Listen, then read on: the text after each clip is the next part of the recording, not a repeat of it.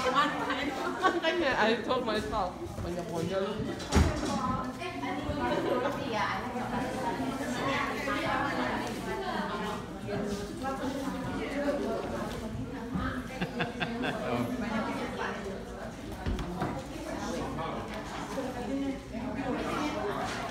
Ya, gua jangan dah lagi makan.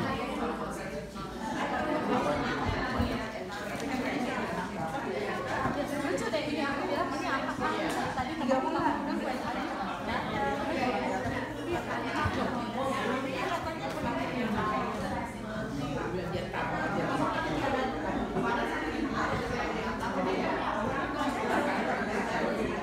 emang dia datang minggu lalu Rabu yang ngomel di lingkungan. yang nggak datang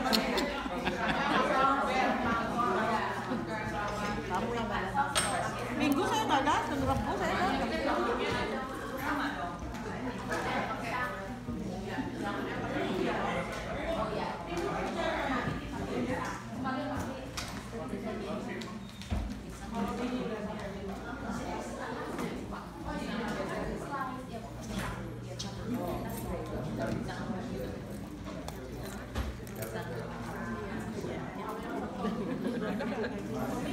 Coba aja. Nanti kalau makin 5.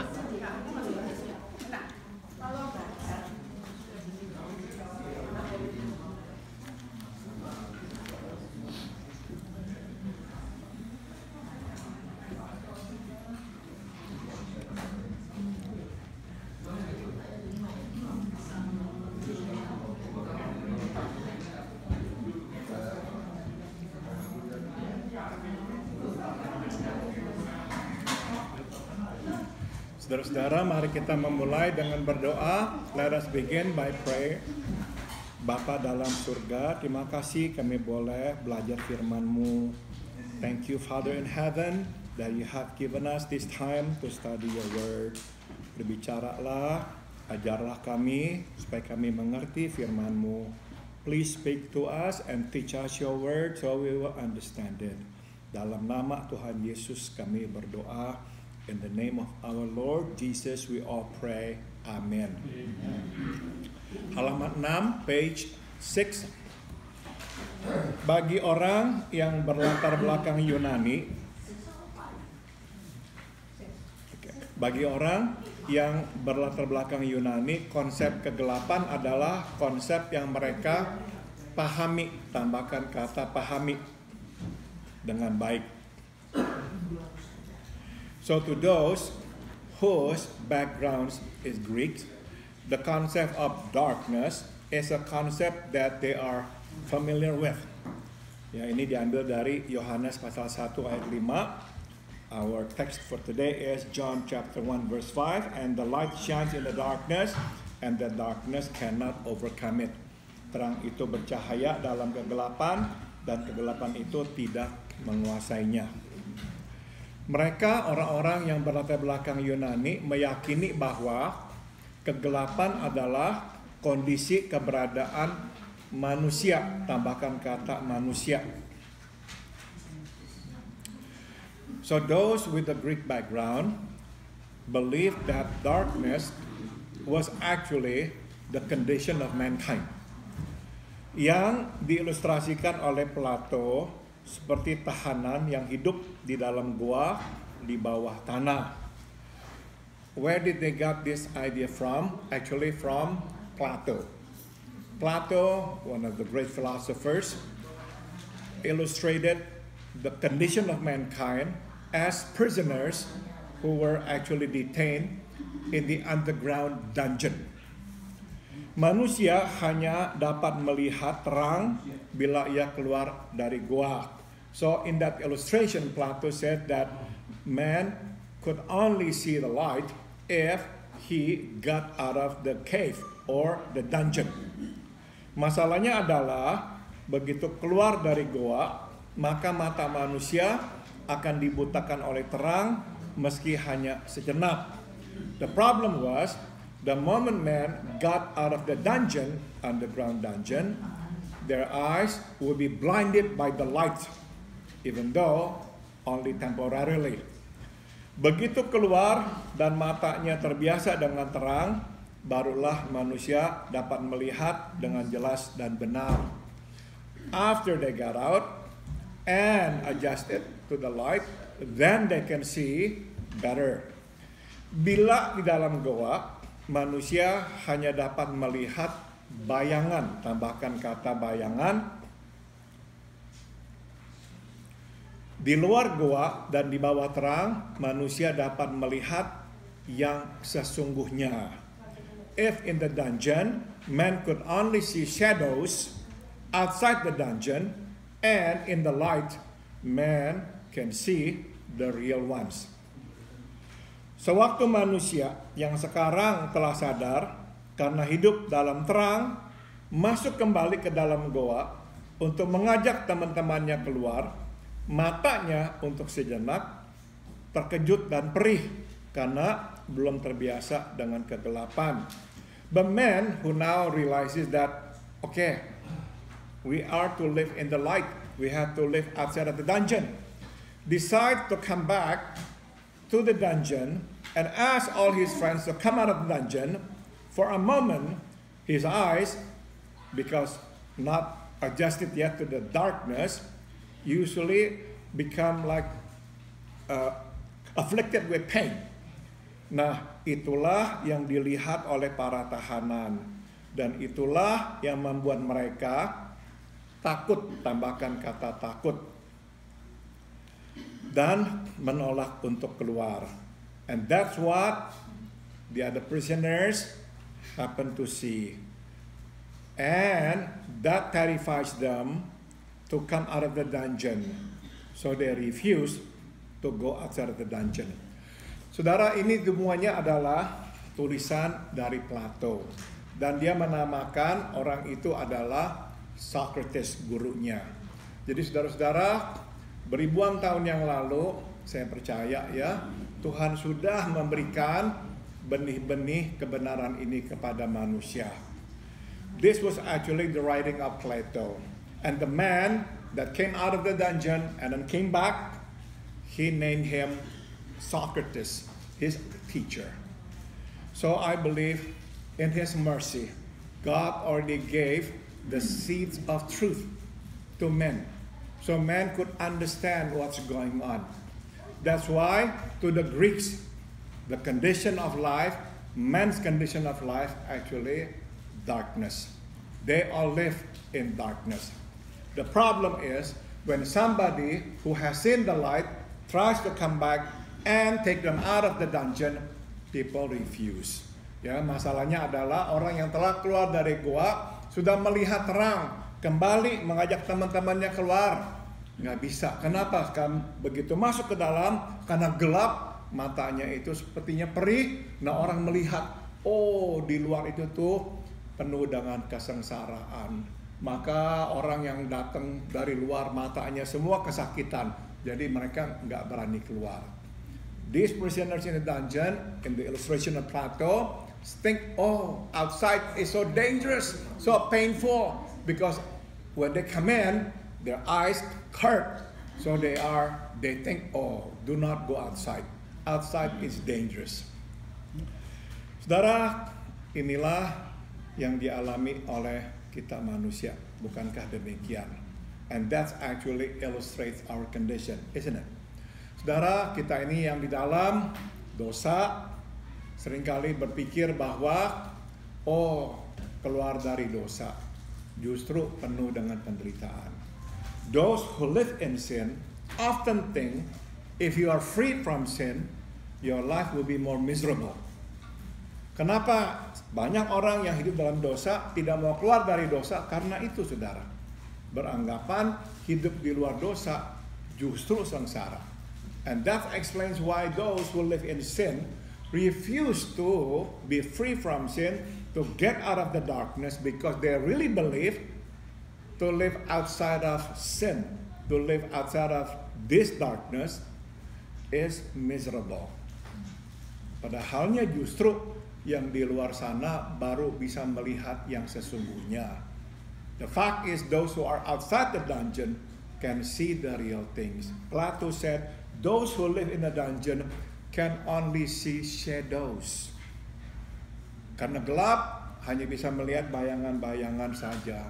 Ya, mari kita lanjutkan. Let's continue. Inilah latar belakang pemikiran para pembaca pemula Injil Yohanes. Dan latar belakang inilah yang digunakan oleh Yohanes untuk menjelaskan upaya Allah membawa manusia keluar dari penjara, tambahkan kata penjara, di gua bawah tanah yang gelap. So this is the background of the recipients of the Gospel of John. And so John used this background to explain to them what God did to bring men out of the dungeon, underground dungeon. Bukannya menerima, manusia menolak, tambahkan kata menolak untuk keluar. But man refused to go out. Ya, they decide to stay in the dungeon. Di dalam tulisannya, Plato bahkan berkata bahwa para tahanan akan berusaha membunuh, tambahkan kata membunuh, siapapun yang berusaha membawa mereka keluar, tambahkan kata keluar dari goa yang gelap itu. So in his writing, Plato even said that the other prisoners who were in the dungeon would actually kill whoever tries to bring them outside, to bring them out of the dungeon. Saudara, Plato memang menamakan tokoh itu Socrates, gurunya dia. Sebab di dalam kenyataannya, saudara, rakyat Athena menolak perkataan-perkataan atau pengajaran dari Socrates dan menghukum mati Socrates dengan cara menyuruhnya meminum racun. So that's exactly what happened. Plato named that figure who got out and then come back in to ask the people, to ask the other prisoners to come out of the dungeon. He named that figure Socrates. Socrates was his teacher. And Socrates was actually executed by the people of Athens. They forced him to drink poison. So he died. Jadi saudara, kita bisa melihat di sini sebuah paralel. Can you see the parallel here? Ya, firman Tuhan berkata, terang itu bercahaya dalam kegelapan. Kegelapan itu tidak menguasainya, alias tidak menerimanya.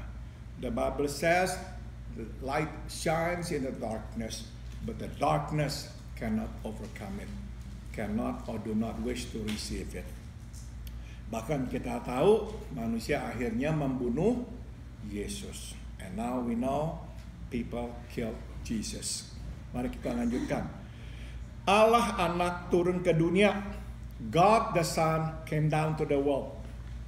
Hidup dan terang turun ke dunia untuk memberi hidup dan memberi terang kepada manusia. So life and light come down to the world to give life and light to men. Namun kegelapan itu tidak menguasainya. But darkness cannot overcome it. Kata menguasai, tambahkan kata menguasai, mempunyai arti ganda. So the word overcome here can mean two things or has two meanings. Jadi kata menguasai berarti pertama memegang atau memperoleh. So the first meaning of the word overcome is to hold, to get something. Tapi yang kedua adalah mengerti atau memahami. But the second meaning is to understand, to comprehend. Kata ini diterjemahkan memahami di dalam Efesus 3:18. So the word overcome is translated comprehend or understand in Ephesians 3:18. Aku berdoa supaya kamu bersama-sama dengan semua orang kudus dapat memahami betapa lebarnya dan panjangnya dan tingginya dan dalamnya kasih Kristus. Ephesians 3:18 says, I pray that you along with all the saints can comprehend. Yeah, the same word here, comprehend, overcome. How wide, how long, how high, and how deep the love of Christ. Sedangkan di Filipi 3:12 kata ini diterjemahkan memperoleh, mendapatkan. But in Philippians 3 verse 12, this word overcome is translated to get a hold of. Bukan seolah-olah aku telah memperoleh hal ini atau telah sempurna, melainkan aku mengejarnya. Kalau aku dapat menangkapnya, karena aku pun telah ditangkap oleh Kristus Yesus. Not that I have gotten a hold of it, or I am now perfect, but I am going after it. So I will be able to seize it, to get it, because I too have been caught by Christ Jesus. Jadi sekali lagi kata overcome, kata ini bisa diterjemahkan mendapatkan, memperoleh, atau mengerti atau memahami. So now we understand the word overcome, menguasai, can mean to get a hold of or to comprehend. Jadi yang dimaksud oleh Yohanes bahwa kegelapan itu tidak menguasainya bukan saja berarti bahwa terang itu begitu kuat, tambahkan kata kuat,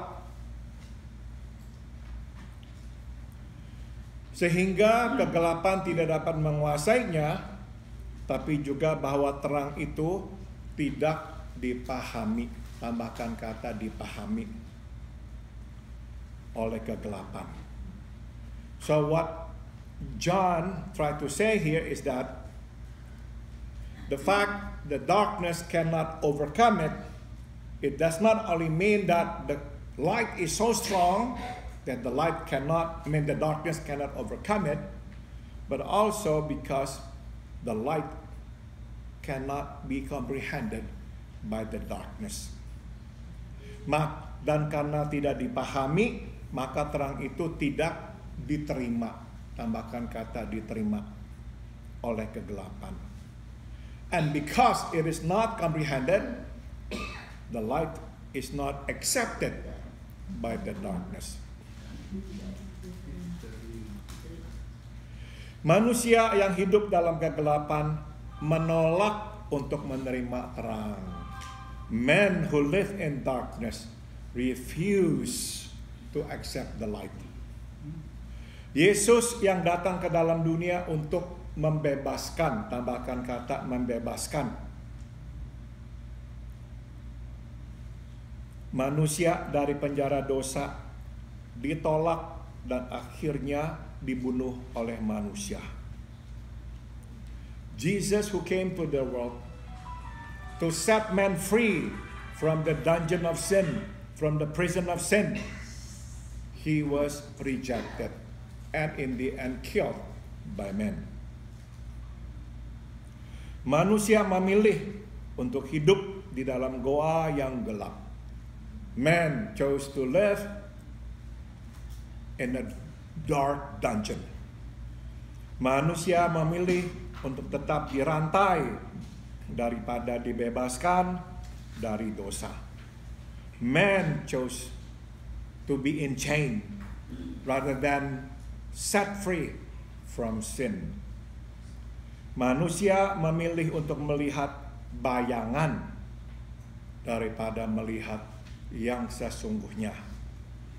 Man chose just to see the shadows rather than seeing the real things.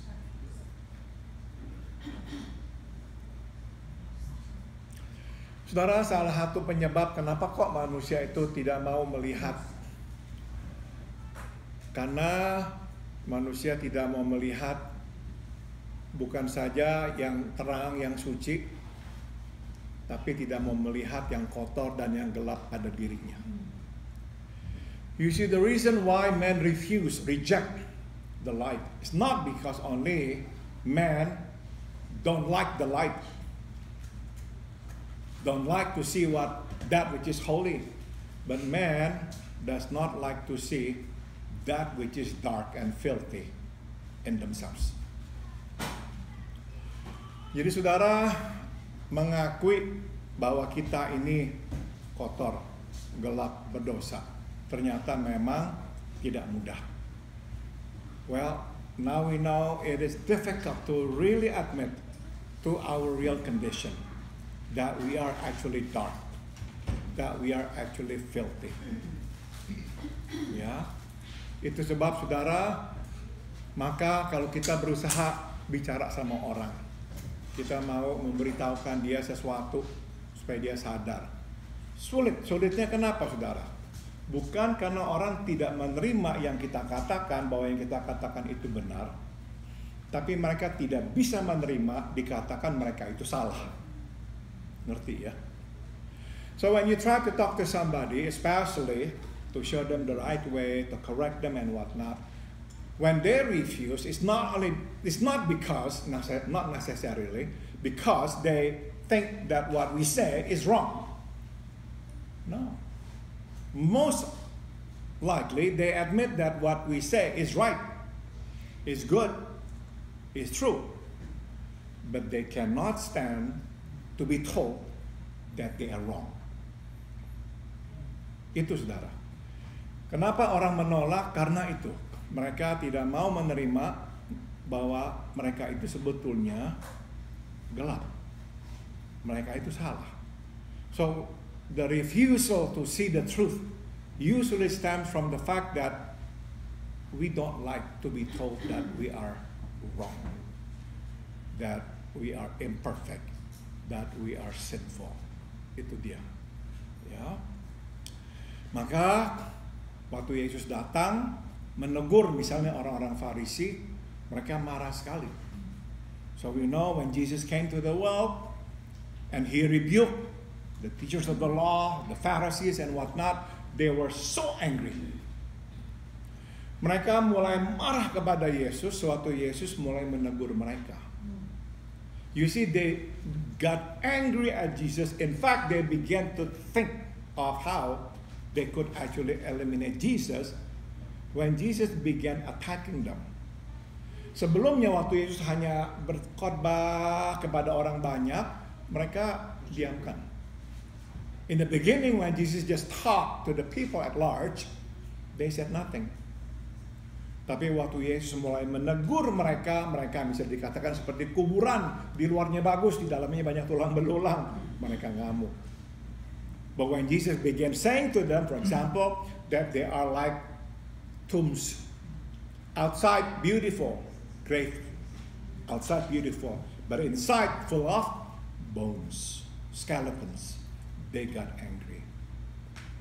Jadi saudara, kalau kita memang mau benar-benar menerima keselamatan Tuhan, kita mesti menerima kondisi kita yang sebenarnya. So if we want to receive salvation from God, we must accept our true condition. Benar-benar melihat sekotor dan segelap apakah kita. We must see how dirty, how filthy, and how dark we really are. Sambung. Terang tidak mencelikan mata, terang sekadar memberi cahaya. Tambahkan kata cahaya.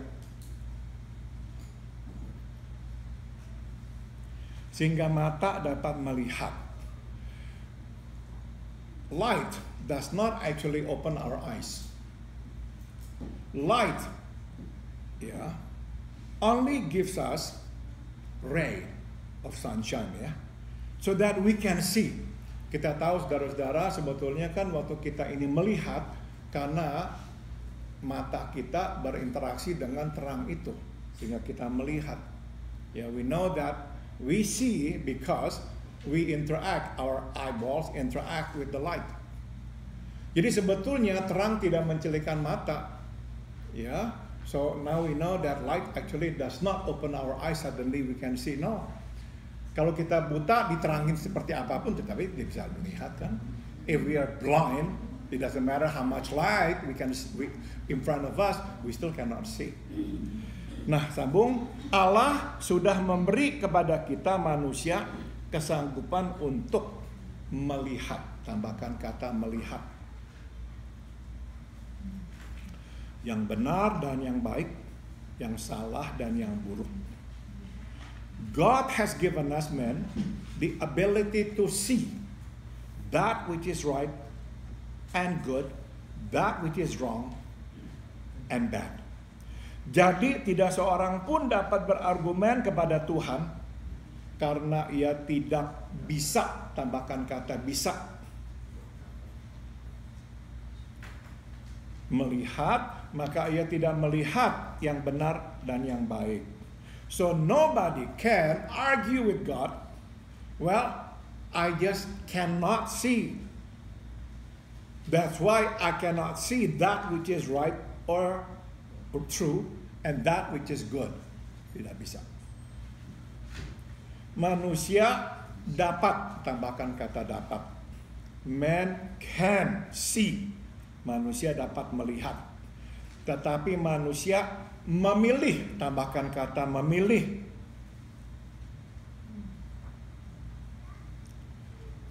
Hidup di dalam kegelapan. But man choose to live in darkness. Sehingga pada akhirnya ia tak dapat melihat. Man choose to live in darkness that in the end he cannot see.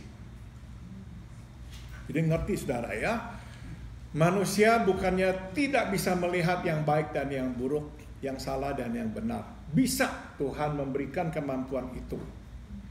So everybody can see what is good and what is right and what is wrong and what is bad. We can. God has given us the ability. Jadi waktu kita berkata kita tidak melihat bukan karena tidak punya kemampuan, tapi karena kita memilih hidup dalam kegelapan. Dan di dalam kegelapan kita tidak melihat apapun. So when we say we cannot see, it's because of our choice. We choose to live in darkness. And because we live in darkness, we can no longer see.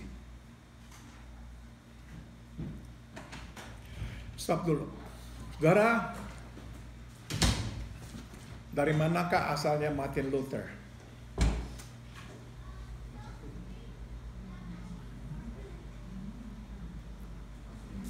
What is the country of origin of Martin Luther?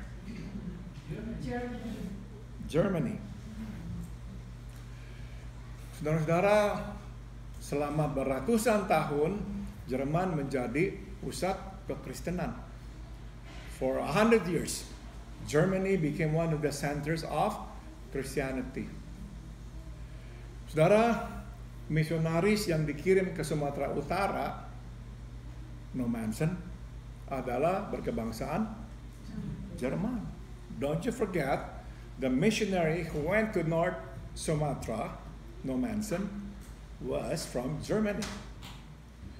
Dan kita tahu Tuhan pakai Nommensen memberitakan Injil di Sumatera Utara sehingga suku Batak mayoritas menjadi orang-orang Kristen.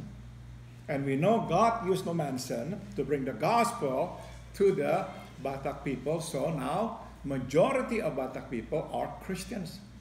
Tidak tahu sekarang ya, tapi dulu setahu saya denominasi gereja terbesar di Indonesia adalah HKBP.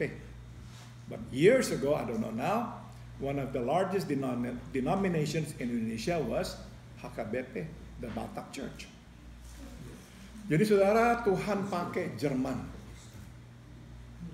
menjadi pembawa Injil, pemberi terang kepada dunia. So we know that for years God used German to bring the gospel to the world and to give light to the world. Tapi ada satu masa saudara-saudara di bawah Hitler, Nazi, mereka hidup dalam kegelapan. But for a period of time under Nazi, under one man called Hitler, Germany lived in darkness. Begitu gelap hati mereka sehingga bisa tega membunuh hampir 6 juta manusia. Their hearts will become so darkened that they could kill about 6 million people. Dan kita tahu saudara, 6 juta itu sebetulnya bukan hanya orang Yahudi. We know that the 6 million killed by the Nazi German they were not actually all Jews. Sebagian adalah orang-orang gypsy. Sebagian lagi adalah orang-orang yang punya cacat-cacat tubuh, cacat pikiran. Karena saat itu mereka mau membangun ras Arya yang teragung, terhebat di dunia. Makanya yang cacat-cacat dibunuhin. They killed not only the Jews, they killed also the gypsies. And they killed also those who were like physically disabled or mentally disabled. Because they were trying to raise the supreme race, the Aryan race, the perfect race. Saudara-saudara, apakah mereka tidak bisa melihat yang baik dan yang buruk? Bisa pernah hidup di dalam terang sehingga bisa melihat yang baik dan yang buruk, ya kan? So should we say that they could not see what is right and what is good, what is wrong and what is bad? No, they could see, because for years they lived in the light and they could see that which is good and that which is right. Tapi waktu mereka memilih hidup dalam kegelapan, mereka tidak bisa melihat apa-apa lagi. But when they chose to live in darkness, they could not see anymore that which is good and that which is bad. Sambung. Manusia lebih menyukai bayangan. Tambahkan kata bayangan. Daripada yang sesungguhnya. Man prefers shadows to the real things. Lebih menyukai membayangkan Tuhan daripada berhadapan. Tambahkan kata berhadapan dengan Tuhan.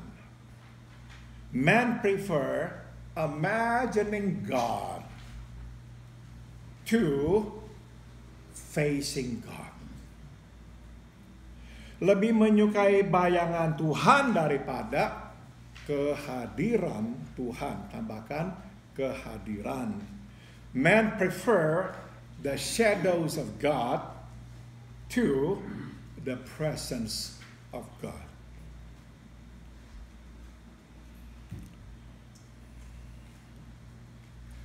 Saudara, misalnya saudara ya, di Amerika ini standar. Kalau orang apalagi pidato-pidato, di ujungnya selalu berkata apa? Tuhan memberkati saudara-saudara sekalian. Ya, this is standard in American speeches. At the end of it, you should say, may God bless you. Or here, may God bless America. Standard. Juga standard saudara-saudara pada waktu Natal, orang harus berkata apa? Merry Christmas. Nah saudara, tentu kata-kata itu kata-kata yang baik ya, bukan tidak baik-baik. Tapi saya takut kebanyakan orang memakai kata-kata itu sebagai bayangan. Those words are actually, of course, good words. May God bless you, Merry Christmas, all good words. But I'm afraid a lot of people say those words as shadows. Just shadows. Shadows of God. So that they don't have to face God. Jadi banyak orang yang lebih menyukai bayangan daripada yang sesungguhnya.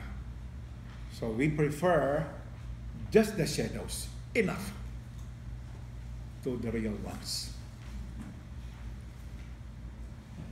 Di dalam goa yang gelap, manusia berpikir ia bebas berbuat apa saja. Padahal ia dirantai, ia tidak bebas. Tambahkan kata bebas. So in the dark dungeon, men think they can do anything. But the fact is, no, they cannot, because they are actually in chain. They are not even free. Nah, dalam tulisannya Plato digambarkan orang-orang yang di penjara itu tuh semuanya dirantai di leher. Jadi lehernya tidak bisa melihat ke sana ke sini, hanya bisa melihat ke depan. melihat bayangan. So in Plato's writings, all the prisoners actually are chained by the neck. So they cannot turn their necks. They can only see straight ahead. That's why they can only see shadows. I am a living example of this. Yesterday, when I was walking, I was on the sidewalk and a car drove into the gas station. And I had to get out of his way so he wouldn't hit me. All the time, I'm dodging cars.